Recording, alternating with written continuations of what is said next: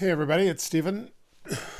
So I've got a couple of poems today. One that I wrote last night, and one that I wrote in September of 2023, which was only 3 or 4 months after I had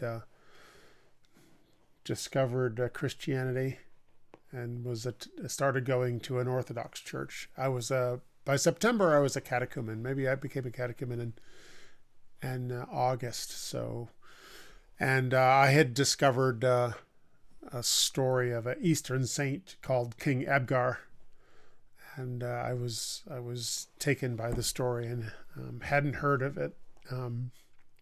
So in the second poem, King Abgar will make an appearance, and if you're interested, you can look him up.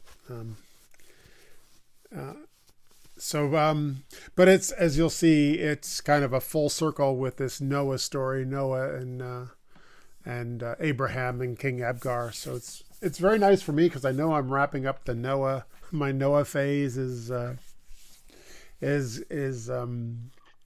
integrated, I suppose you might say, and when I was writing that poem last night, I thought, boy, something seems familiar about this poem. And sure enough, back in September of 2023, I had written another poem called Haran. So the poem I wrote last night is called Haran, which is a town, and now it's in southern Turkey, but then it was in Syria, near Edessa. So it was at the center of the Edessian church. But yeah, so I wrote the poem last night, called it Haran, and then I said, wait a minute, something. So I've written a lot of poems since then. And so I was going back, flipping through. And in September of 2023, I had another poem called Haran. So I'm going to read the poem I wrote last night that has more sort of a Noah theme leading to Abraham. And then the second poem that I wrote in September 23, which is sort of a continuation of Abraham and then leading to this King Abgar, this sort of mystical King Abgar thing. Anyway, so here we go. So, Haran. Noah's shadow, his high priest's veil, shrouding the midnight arrival of Abraham in Haran. At his father's house, an oil lamp shining, its steadfast flame, shaming any dark corner, with its rays like a nearby star, illuminating the wisdom of the teacher, the thrice holy Noah, whose piercing altar's candlelight dances on Abraham's face.